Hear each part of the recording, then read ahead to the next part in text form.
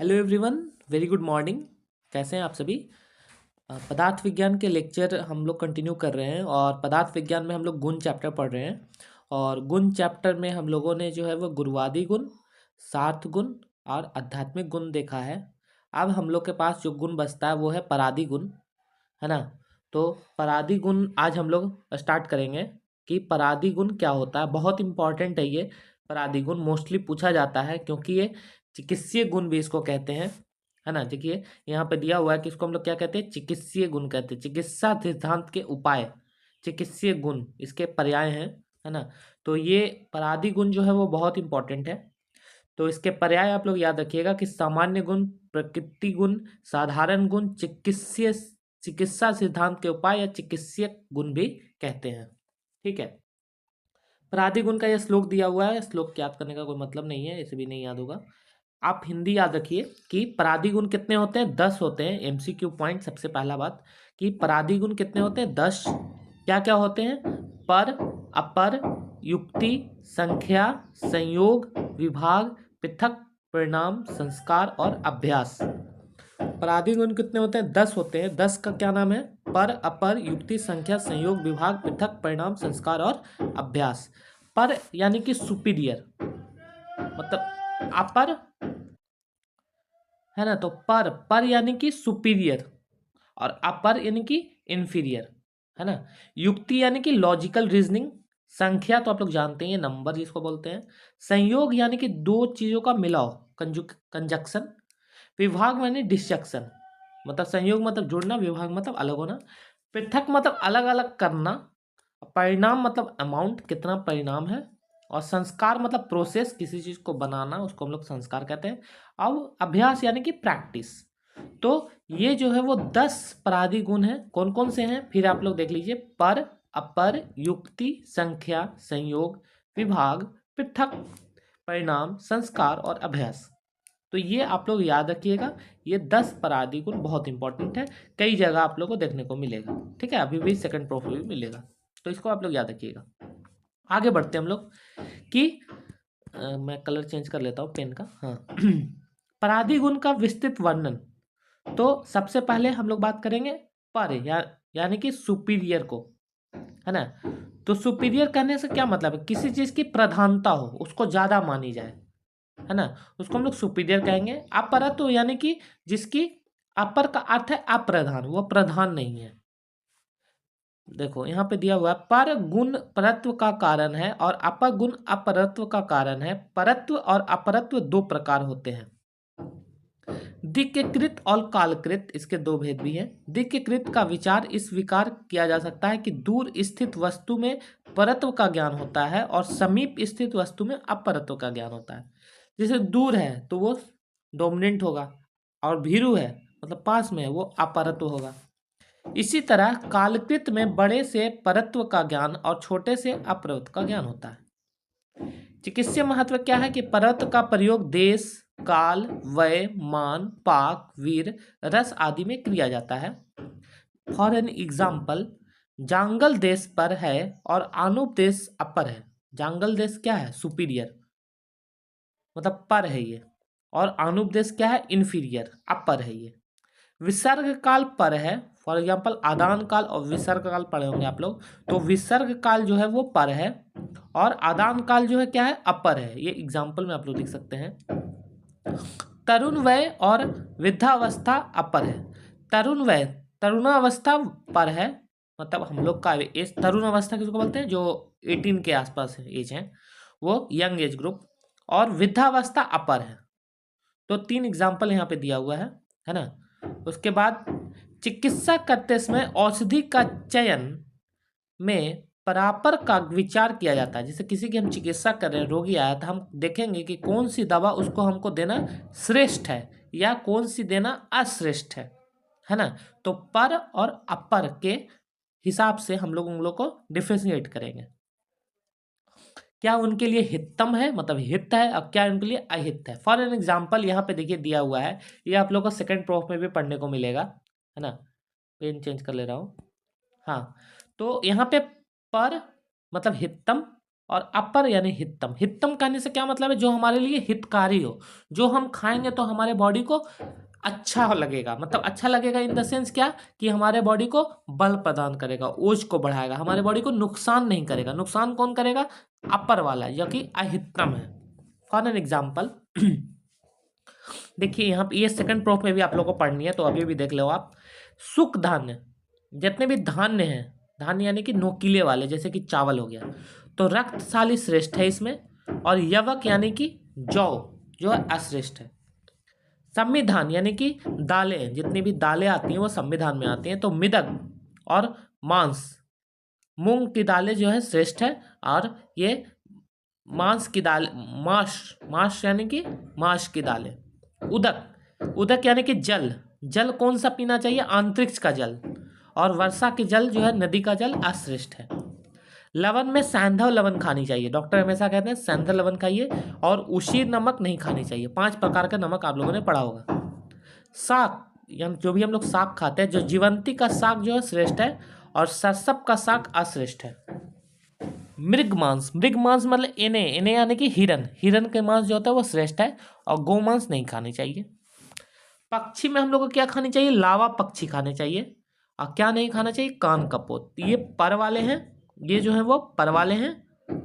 और ये जो है वो अपर वाले हैं, है ना। तो आगे हम लोग देखते हैं। बिलेस है यानी कि वो जो बिल में घुसे हों, तो गोधा हम लोग को श्रेष्ठ है। और भेक अश्रेष्ठ है।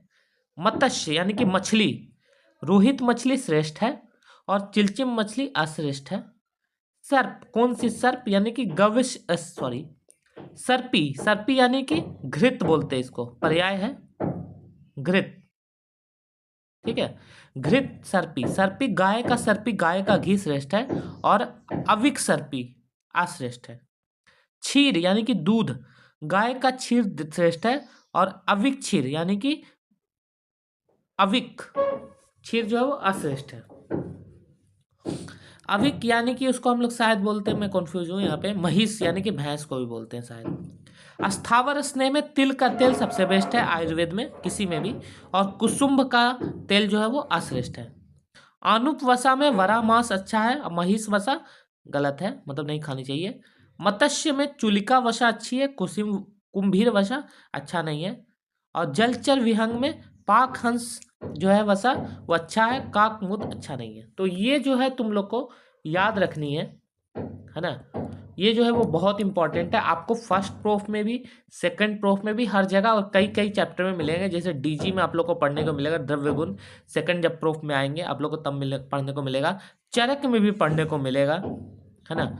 और परादी गुण में भी है, परादी गुण चरक में भी है, पदार्थ विज्ञान में भी है। आगे आप सेकंड प्रूफ में पढ़ेंगे डीजी, उसमें भी परादी गुण है। तो ये बहुत इंपॉर्टेंट है, आप याद रखना परादी गुण जो मैं आप पे पढ़ा रहा हूँ। आगे हम लोग बात करते हैं। देखिए यहाँ पे और भी एग्जाम्पल दिए हुए हैं, जैसे कंद में सिंग वेर अच्छा है ना। और आलूक जो है वो आलू, आलू जो है वो अच्छा नहीं है। फल में मिद्दिका यानी कि क्या बोलते हैं उसको, अरे किशमिश अच्छी है। कुछ फल जो है वो अच्छी नहीं है ना। इच्छू विकार शर्करा अच्छा है, फानित अच्छा नहीं है।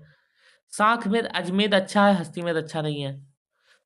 पर अपर हो गया, मतलब पर मतलब श्रेष्ठ, अपर मतलब अश्रेष्ठ। युक्ति, युक्ति तो आप लोग जानते ही, लॉजिकल रीजनिंग, किसी भी चीज को लॉजिक रीजनिंग से बनाया जाए उसको हम लोग युक्ति कहते हैं। युक्ति का आप लोगों ने पदार्थ विज्ञान में हम आप लोगों ने श्लोक पढ़ा होगा कि बुद्धि पस्ति या भवान बहु कारण योग जान युक्ति स्त्री काला सज्ञा त्रिवग शास्त्र यया।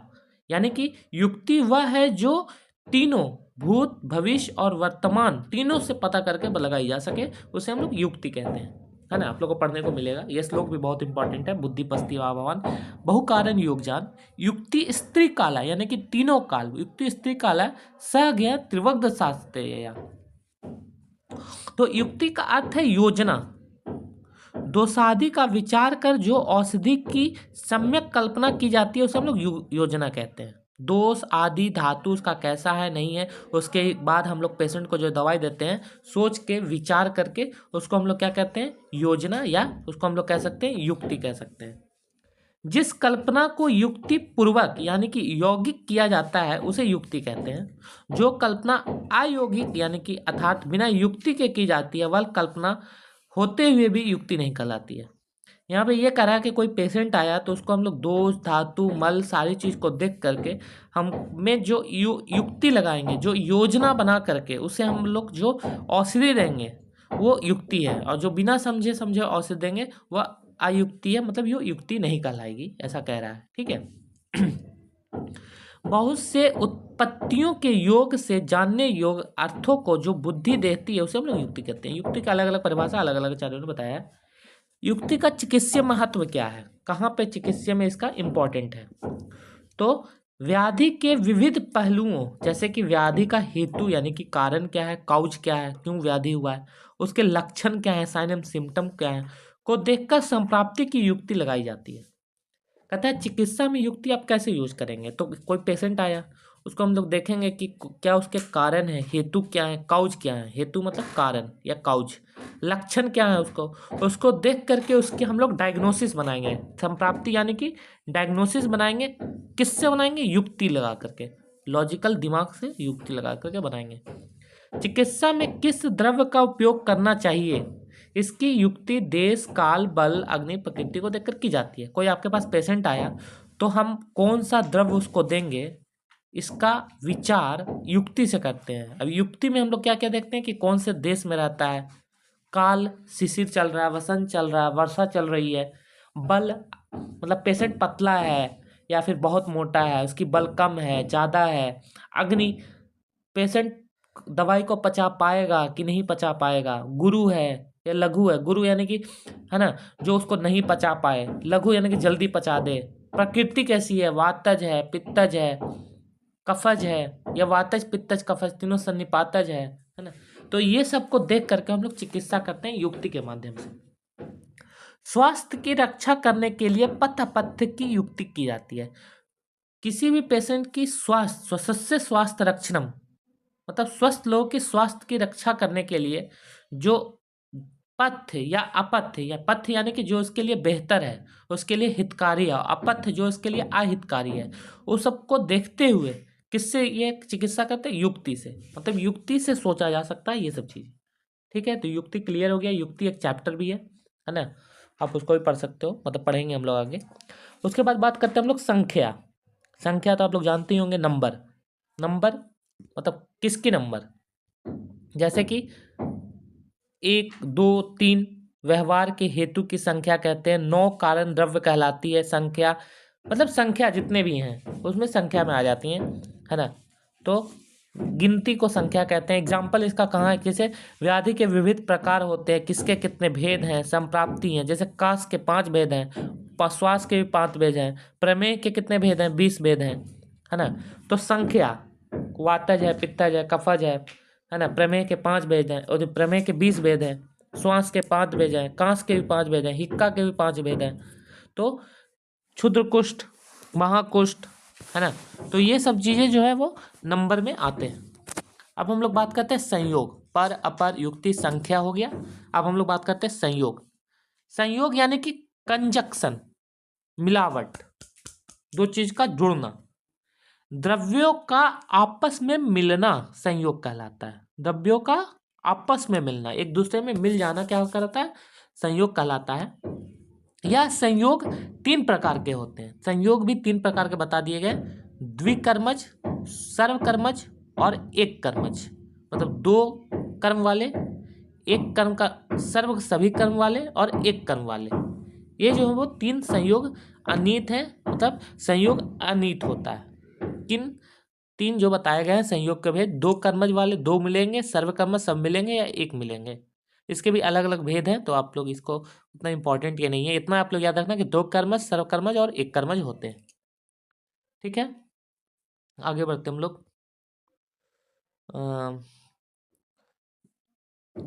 आगे बढ़ते हैं हम लोग, पर, युक्ति, संख्या, संयोग, विभाग पे आते हैं, है ना। चिकित्सीय गुण देख लेते हैं। चिकित्सीय महत्व संयोग का क्या है, तो दोष के संयोग से, ज्ञान से ही व्याधि की संप्राप्ति का ज्ञान होता है। जैसे दोष और दुष, दोष यानी कि वात, पित्त और कफ, और दुष यानी कि धातु जो दूषित हो रहा है, दोनों का संयोग से ज्ञान जो हमको मिलेगी कि हाँ इस दोष से ये दूषित हुआ, इससे ये दूषित हुआ, उससे संप्राप्ति का ज्ञान होता है। मतलब जो लोग दो लोगों का संयोग हुआ है ना, दोष का संयोग या धातु का संयोग हुआ। प्रकृति सम संयोग और विकृति सम संयोग के ज्ञान के द्रव्यों का कामुकता का ज्ञान होता है। अब हम लोग बात करते हैं विभाग, पर अपर युक्ति संख्या संयोग और विभाग। विभाग माने कि डिसजंक्शन, अलग अलग होना। देखिए क्या दिया हुआ है, वस्तु का अलग अलग करना विभाग कहलाता है ना। अलग अलग, हमने क्या कहा, अलग अलग करना क्या कहलाता है, विभाग कहलाता है। वस्तु को एक एक करके विभक्त करना विभाग कहलाता है। मतलब अलग अलग करके, एक एक करके हटा देना ये विभाग कहलाता है। संयोग के विरोधी गुण विभाग होते हैं। मतलब दो जुड़ना और अलग अलग होना, तो संयोग का क्या होगा, विरोधी हो गया, मतलब विपरीत हो गया। विभाग से भागोसो ग्रह समझना चाहिए, अर्थात किसी संयोग में एक एक वस्तु कितनी मात्रा में है यह जानने मिलता है। जैसे बहुत सारी चीजें मिक्स है, उसको आप लोग अलग अलग सबको कर दिए, तो आपको पता चला कि इसमें इसकी मात्रा कितनी थी, इसमें इतनी मात्रा, इसकी मात्रा कितनी थी, है ना। विभाग भी 3 प्रकार के होते हैं, द्विकर्मज, सर्वकर्मज और एक कर्मज। संयोग भी 3 प्रकार का था, ये भी 3 प्रकार का है। उसके बाद हम लोग आते हैं चिकित्सीय महत्व की विभाग के। दोष और दोष के वियोग के ज्ञान से ही चिकित्सा की सफलता होती है। दोष और दोष अलग अलग होगा तो चिकित्सा सफल होगा। औषधि के पूर्ण मात्रा देने के स्थान पर कई समय उसे विभक्त मात्रा दिया जाता है। पूर्ण न दे करके थोड़ा थोड़ा करके दिया जाए तो उसे ज़्यादा बेहतर होता है। पृथक यानी कि डिफ्रेंसिएशन, वैयक्तिक विशेषता दर्शन वाले गुण को पृथक्त्व कहते हैं। पृथक का कोई संयोग नहीं होता कि कब अलग होगा कब अलग नहीं होगा। इसमें केवल लक्षणों में विविधता होती है। यह पृथक और विभाग के भेद है ना। यह द्रव्य पट्ट लक्षण वाला होता है जो घट से भिन्न है। घट और पट्ट आप लोग सुने होंगे। इस तरह की बुद्धि जिस गुण के कारण आती है उसे पृथक कहते हैं। पृथक के भी 3 भेद हैं, असंयोग, वैलक्षण्य और अनेकता। पृथक यानी कि इसमें भी अलग अलग ही हो रहा है चीजें, लेकिन इसमें क्या हो रहा है, कोई गुण या किसी का संयोग नहीं होता, गुण को पृथक नहीं कर सकते, है ना। इसके हम लोग देखिए इसके हम लोग एग्जाम्पल की बात करते हैं, जैसे महिष, वराह आदि का पृथक अलग होना, है ना। इसके हम लोग चिकित्सीय महत्व की बात करते हैं कि व्याधि के सापेक्ष निदान में पृथक का प्रयोग किया जाता है। पर अपर पृथक परिणाम संस्कार अभ्यास, है ना। तो व्याधि, किसी व्याधि का हम लोग सापेक्ष निदान कर रहे हैं कि क्या कारण है उसका, है ना। तो उसको हम लोग अलग अलग करके हम लोग देखते हैं कि क्या कारण है, सापेक्ष निदान जिसको बोलते हैं। परिणाम, परिणाम यानी कि अमाउंट और मेजरमेंट, माप। मान को परिणाम कहते हैं, जैसे कि प्रस्थ, आढ़क, तूला। एक प्रस्थ इक्वल टू कितना होता है, एक प्रस्थ इक्वल टू होता है 768 ग्राम, ठीक है। तूला, आढ़क बहुत सारी होती है, रत्ती होती है ना। चरक में मान में 2 भेद दिए गए हैं, कालिंग मान और मगध मान। ये इंपॉर्टेंट है, कालिंग मान और मगध मान, जिसमें कि मगध मान जो होता है वो सर्वश्रेष्ठ होता है। ये सेकंड प्रूफ में भी पढ़ना है कि कालिंग मान और मगध मान पूछ देगा कि इसमें दोनों में श्रेष्ठ कौन है, तो मगध मान श्रेष्ठ है। उसके बाद हम लोग आगे बढ़ते हैं। तर्क संग्रह ने मान अलग अलग बताए हैं, जैसे कि कालिंग मान, मगध मान, है ना।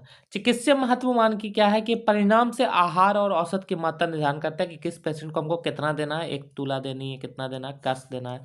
परिणाम के आधार पर दोषों का बलावल का निर्धारण करता है कि जैसे कि ज़्यादा डोज अगर हम दवाई का दे रहे हैं, औसत का डोज हम लोग ज़्यादा दे रहे हैं, तो इससे पता चलता है कि दोष मतलब जो है वो रोगी का जो जो दोष है वो ज़्यादा बढ़ा हुआ है ना। उसके बाद हम लोग बात करते हैं संस्कार, मतलब पर अपर युक्ति संख्या, पर अपर युक्ति संख्या, संयोग, विभाग, पृथक, परिणाम, संस्कार, है ना। और उसके बाद बात करेंगे हम लोग अभ्यास की। तो संस्कार यानी कि प्रोसेस। संस्कार करण को कहा गया है, किसी क्रिया द्वारा गुणों में परिवर्तन लाना। करण यानी कि कोई भी क्रिया, किसी क्रिया द्वारा गुणों में परिवर्तन लाना संस्कार होता है। जैसे कोई भी चीज कच्चा है तो गुरु है, उसको आप लोग थोड़ा फ्राई कर दिए तो वो लघु हो जाता है। जैसे कि फॉर एग्जाम्पल जल और अग्नि संयोग, सोच, मंथन, देश, काल, वासना, भावना आदि काल के बीत जाने पर विशिष्ट पात्र में रखे गुणों में परिवर्तन हो जाते हैं।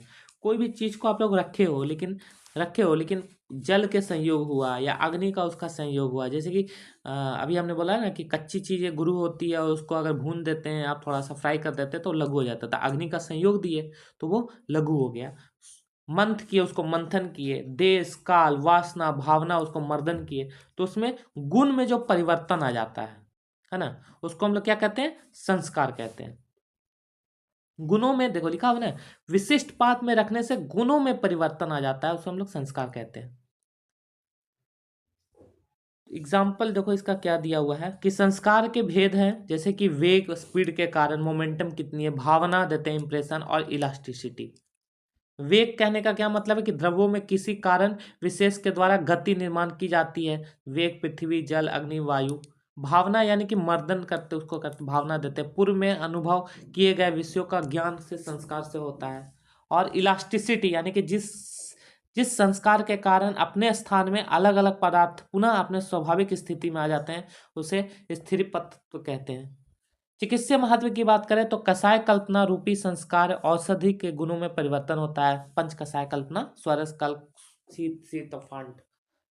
उसके बाद द्रव्यों की कार्यकारिता को बढ़ाने के लिए, उसकी एफिशिएंसी को बढ़ाने के लिए भावना रूपी संस्कार का प्रयोग करते हैं, है ना।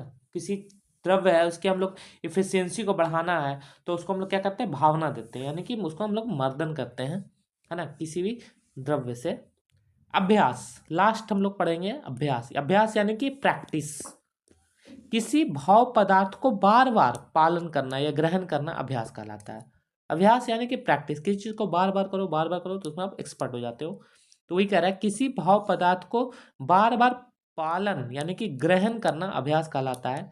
सीलन और सतत क्रिया अभ्यास के पर्याय हैं। सीलन और सतत यानी कि बार बार किया जाने वाला क्रिया जो है वो पर्याय हैं। चिकित्सीय महत्व की बात करें तो जैसे कि पथ अपथ निर्धारण करने के लिए अभ्यास गुण का प्रयोग किया जाता है। आपको क्या खानी है पथ्य में और क्या खानी है अपथ्य में, यानी कि क्या हितकर है क्या हितकर है, उसमें जो है वो क्या अभ्यास। व्याधि के अभ्यस्त हेतु का परिवर्जन कर पथ्य का निर्धारण किया जाता है। किसी भी व्याधि है, उसका रोग हुआ है तो उसको हम लोग अभ्यास करते हैं कि नहीं आप लोग ये खाइए ये खाइए, धीरे धीरे धीरे धीरे अभ्यास करते हैं तो हम लोग हो जाता है उसको। ठीक है, तो यहाँ पे जो है वो हमारा चैप्टर खत्म होता है, गुण चैप्टर। और यहाँ पे अध्याय सारांश हम लोग क्या पढ़े हैं वो हम लोग थोड़ा सा भी देख लेते हैं। तो अभी हम लोग परादी गुण पढ़ रहे थे। परादी गुण कितने होते हैं? 10 होते हैं, जिसको हम लोग चिकित्सीय गुण कहते हैं। पर, अपर, युक्ति, संख्या, संयोग, विभाग, पृथक, परिणाम, संस्कार और अभ्यास। हम लोग क्या क्या पढ़े हैं इस चैप्टर में वो हम लोग देख लेते हैं। ठीक है, बस 2 मिनट में देखिए। गुण शब्द के हम लोग निरुक्ति पढ़े हैं कि गुणे अमंतते अनेनीति गुण, है ना। गुणे नते अमंतते लोके अनेनीति गुण, कोई भी आप याद कर सकते हो, या गुणेते मंतते इति गुण, कोई भी ये वाला याद कर लो, सबसे बढ़िया है। उसके बाद हम लोग पढ़े हैं क्या, गुण के लक्षण क्या होते हैं। जैसे अलग अलग आचार्यों ने अलग अलग बताए हैं गुण के लक्षण। जैसे रस वैशेषिक के अनुसार विश्व लक्षणम गुना, गुण के भेद बताए गए हैं कि अधिभौतिक गुण और आध्यात्मिक गुण।